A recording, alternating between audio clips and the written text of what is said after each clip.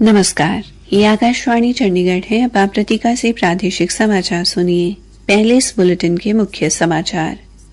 केंद्र सरकार ने देश भर में एक साथ चुनाव कराने के लिए एक राष्ट्र एक चुनाव के लिए गठित उच्च स्तरीय समिति की सिफारिशों को स्वीकार किया। केंद्रीय संसदीय कार्य मंत्री किरेन रिजिजू ने कहा कि वक्फ संशोधन विधेयक 2024 मुस्लिम समुदाय के कल्याण के लिए लाया गया है। कांग्रेस ने आज हरियाणा विधानसभा चुनाव के लिए घोषणा पत्र जारी किया। 18 वर्ष से अधिक आयु की महिलाओं को 2,000 रुपए प्रति माह देने और परिवारों को 300 यूनिट मुफ्त बिजली देने सहित कई लोक लुभावने वादे किए गए। और हरियाणा में चुनाव प्रचार जोरों पर। आज कार्यवाहक मुख्यमंत्री नायब सिंह, पूर्व मुख्यमंत्री चंद्र मोहन सहित विभिन्न दलों के नेताओं ने लोगों से मिलकर समर्थन मांगा। अब समाचार विस्तार से। केंद्र सरकार ने देश भर में एक साथ चुनाव कराने के लिए एक राष्ट्र एक चुनाव के लिए गठित उच्च स्तरीय समिति की सिफारिशों को स्वीकार कर लिया है। नई दिल्ली में मीडिया से बातचीत में सूचना एवं प्रसारण मंत्री अश्विनी वैष्णव ने कहा कि पूर्व राष्ट्रपति रामनाथ कोविंद की अध्यक्षता में गठित समिति ने राजनीतिक दलों और विशेषज्ञों सहित हितधारकों के साथ व्यापक विचार विमर्श किया। उन्होंने कहा कि इसे 2 चरणों में लागू किया जाएगा। श्री वैष्णव ने कहा कि पहले चरण में लोकसभा और विधानसभा चुनाव एक साथ होंगे, जबकि पंचायत और नगर पालिकाओं जैसे स्थानीय निकाय चुनाव आम चुनाव के 100 दिनों के भीतर कराए जाएंगे। श्री वैष्णव ने बताया कि सरकार ने विज्ञान व प्रौद्योगिकी के क्षेत्र को बढ़ावा देने के लिए चंद्रयान चतुर्थ मिशन और वीनस ऑर्बिटर मिशन को मंजूरी दी है। उन्होंने कहा कि चंद्र मिशन के तहत चंद्रमा पर सफलतापूर्वक लैंडिंग के बाद पृथ्वी पर वापस आने की प्रौद्योगिकी विकसित की जाएगी। श्री वैष्णव ने बताया कि सरकार ने रबी सीजन 2024-25 के लिए फास्फेट और पोटाश उर्वरकों पर पोषण आधारित सब्सिडी देने को भी स्वीकृति दी है। इस पर 24,000 करोड़ रुपए से अधिक राशि खर्च होगी। उन्होंने कहा कि सरकार ने किसानों को उनकी उपज का लाभकारी मूल्य उपलब्ध कराने और आवश्यक वस्तुओं की कीमतों में उतार चढ़ाव पर नियंत्रण के लिए प्रधानमंत्री अन्नदाता आय संरक्षण योजना जारी रखने को भी मंजूरी दी है। केंद्रीय संसदीय कार्य मंत्री किरेन रिजिजू ने कहा है कि वक्फ संशोधन विधेयक 2024 मुस्लिम समुदाय के कल्याण के लिए लाया गया है। आकाशवाणी समाचार से बातचीत में श्री रिजिजू ने कहा कि इस विधेयक के माध्यम से सरकार वक्फ संपत्तियों का वैज्ञानिक और पारदर्शी तरीके से पूरी जवाबदेही के साथ प्रबंधन सुनिश्चित करेंगी। श्री रिजिजू ने कहा कि यह विधेयक जिस संयुक्त संसदीय समिति के विचार के लिए भेजा गया है, वो इस वर्ष शीतकालीन सत्र के पहले सप्ताह के अंतिम दिन तक अपनी रिपोर्ट सौंप देगी। 4 दिवसीय वर्ल्ड फूड इंडिया 2024 कल से नई दिल्ली में शुरू होगा। केंद्रीय खाद्य प्रसंस्करण उद्योग मंत्रालय ने कहा कि इस आयोजन में 90 से अधिक देश, 26 राज्य और केंद्र शासित प्रदेश तथा 18 केंद्रीय मंत्रालय भाग लेंगे।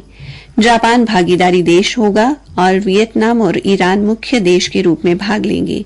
यह कार्यक्रम मुख्यतः खाद्य प्रसंस्करण क्षेत्र में नवाचार, प्रौद्योगिकी और स्थिरता पर केंद्रित रहेगा। यह आयोजन खाद्य प्रसंस्करण में एक वैश्विक शक्ति के रूप में भारत की उभरती भूमिका को उजागर करने का भी ऐतिहासिक अवसर है। कांग्रेस ने आज हरियाणा विधानसभा चुनाव के लिए अपना चुनावी घोषणा पत्र जारी किया। पार्टी ने महिला सशक्तिकरण, सामाजिक सुरक्षा, युवा, गरीब, किसान, पिछड़े वर्ग और परिवारों पर केंद्रित 7 गारंटियों की घोषणा की है।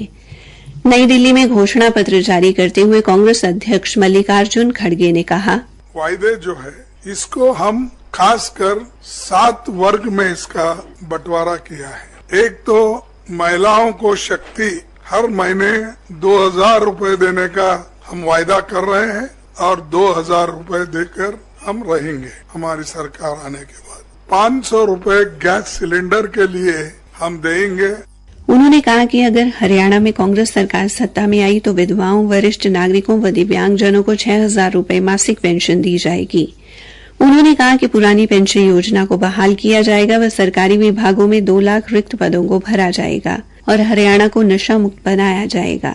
श्री खड़गे ने परिवारों के लिए 25 लाख रुपए का मुफ्त इलाज और 300 यूनिट मुफ्त बिजली तथा न्यूनतम समर्थन मूल्य की कानूनी गारंटी और तत्काल फसल मुआवजा दिए जाने की घोषणा भी की। कांग्रेस ने गरीब परिवारों को 100 गज के भूखंड और 3.5 लाख रुपए की लागत वाले 2 कमरों के मकान देने का भी वादा किया। श्री खड़गे ने जाति सर्वेक्षण कराने और क्रीमी लेयर की सीमा बढ़ाकर 10 लाख रुपए करने की घोषणा भी की। प्रादेशिक समाचार आकाशवाणी चंडीगढ़ से प्रसारित किए जा रहे हैं। हरियाणा में चुनाव प्रचार जोरों पर है। आज भी विभिन्न राजनीतिक दलों के उम्मीदवारों ने नुक्कड़ सभाएं करके लोगों का समर्थन मांगा। कार्यवाहक मुख्यमंत्री नायब सिंह ने आज लाडवा के गांव संघोर व रामगढ़ व अन्य कई गांवों में नुक्कड़ सभाएं की। उन्होंने गांव संघोर में लोगों को संबोधित करते हुए अपनी सरकार की उपलब्धियां गिनवाई। श्री नायब सिंह ने कहा कि भारतीय जनता पार्टी सबका साथ सबका विकास की नीति के साथ काम करती है। उनके साथ बीजेपी के जिला अध्यक्ष सुशील राणा, वरिष्ठ नेता धर्मवीर मिर्जापुर व अन्य कार्यकर्ता उपस्थित रहे। लाडवा विधानसभा के विभिन्न गांवों में ग्रामवासियों से मुलाकात के दौरान कई लोग बीजेपी में भी शामिल हुए।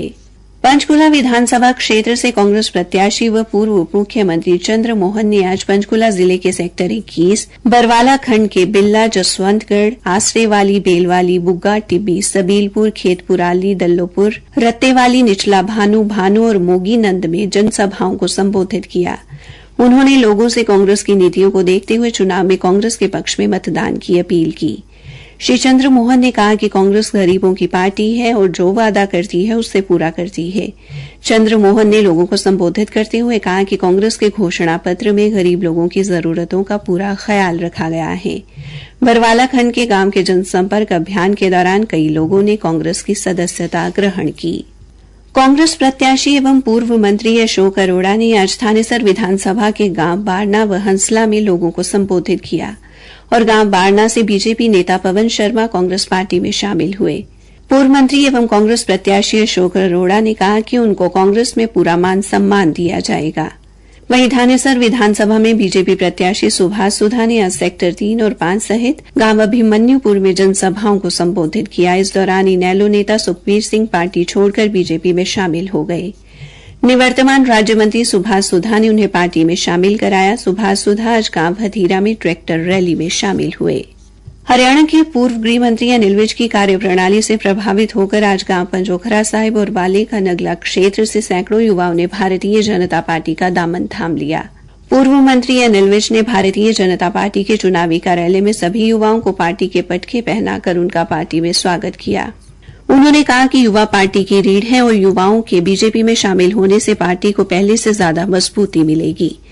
उन्होंने युवाओं से अपने अपने क्षेत्रों में आगामी विधानसभा चुनाव को लेकर डटकर प्रचार करने का आह्वान किया। कालका से बीजेपी प्रत्याशी शक्ति रानी शर्मा ने आज लवाना, बस्ती, नवानगर में चुनाव प्रचार किया। शक्ति रानी शर्मा ने कहा कि कालका के विकास के लिए अच्छे स्कूल, कॉलेज और अस्पताल सबसे जरूरी हैं। उन्होंने कहा कि कालका के लोगों के पास संसाधनों की कमी न हो, इसके लिए वे काम करेंगी। भिवानी जिले के लोहारू विधानसभा क्षेत्र से बीजेपी प्रत्याशी जेपी दलाल ने आज हलके के अनेक गांवों का दौरा किया। उन्होंने भूपेंद्र सिंह हुड्डा को निशाने पर लेते हुए कहा कि उनकी पार्टी टुकड़ों में बटी हुई है। श्री दलाल ने प्रदेश में तीसरी बार बीजेपी सरकार बनने का दावा किया। मीडिया से बातचीत में श्री दलाल ने कहा कि किसानों के इस क्षेत्र में भारतीय जनता पार्टी की लहर है। केंद्रीय माध्यमिक शिक्षा बोर्ड सीबीएसई की वर्ष 2025 की बोर्ड परीक्षाओं में भाग लेने वाले 9वीं और 11वीं कक्षा के छात्रों का पंजीकरण आज से शुरू हो गया है। सीबीएसई की अधिसूचना के अनुसार पंजीकरण की अंतिम तिथि 16 अक्टूबर है। अंत में मुख्य समाचार एक बार फिर। केंद्र सरकार ने देश भर में एक साथ चुनाव कराने के लिए एक राष्ट्र एक चुनाव के लिए गठित उच्च स्तरीय समिति की सिफारिशों को स्वीकार किया। केंद्रीय संसदीय कार्य मंत्री किरेन रिजिजू ने कहा कि वक्फ संशोधन विधेयक 2024 मुस्लिम समुदाय के कल्याण के लिए लाया गया है। कांग्रेस ने आज हरियाणा विधानसभा चुनाव के लिए अपना घोषणा पत्र जारी किया। इसी के साथ ये समाचार बुलेटिन समाप्त हुआ।